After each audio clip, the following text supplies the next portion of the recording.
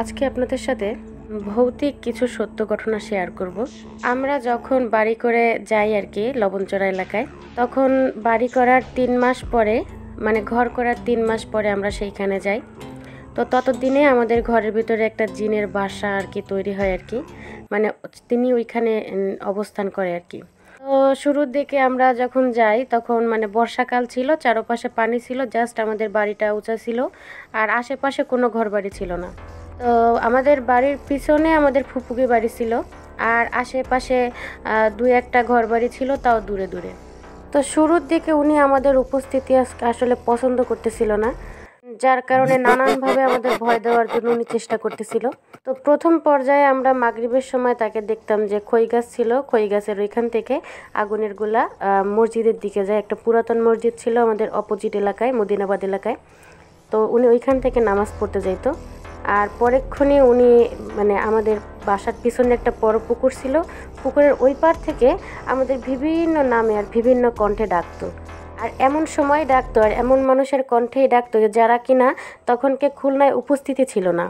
তো পুকুরের ওই পার থেকে আমার ভাইয়াকে ডাকতো আমার নানার কণ্ঠে, আমার নানির কণ্ঠে। আমার চাচাতো ভাই ছিল, তাকে ডাকতো, মাকে ডাকতো, আব্বাকে ডাকতো, মার নাম ধরে ডাকতো। মানে মার আমাদের পরে মনে করলাম যে আমাদের নাম মানুষজন জানে, ইয়ার্কি ফাজলামি করতে পারবে, কিন্তু আমার মার নাম তো তাদের জানার কথা না। তো মার নাম ধরেও ডাকতো। তো আমাদের তখন বাইরে একটা খোলা রান্নাঘর ছিল। তো সেদিনকে রান্না করতে করতে অনেক দেরি হয়ে গেছিলো, বেশ কিছু রাত আর কি, প্রায় 11টা-12টা বাজে।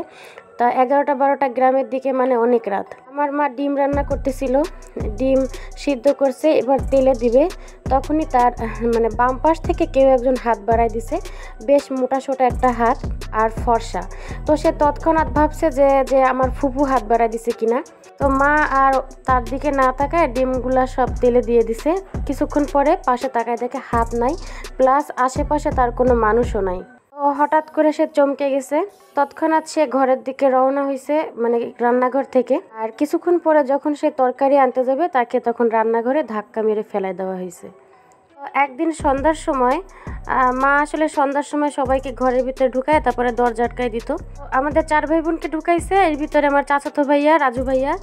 মা দেখতেছে সে বাইরে, উঠানে ঘরে আসতেছে না। তো অনেক ডাকাডাকির পরেও সে পিছনে ফিরতেছে না, উঠানের দিকে দাঁড়ায় রয়েছে। কিছুক্ষণ পরে রাজু ভাইয়া পিছন থেকে আইসা মারে বলতেছে, কাকি আমি এই তো, আপনি কারে ডাকেন?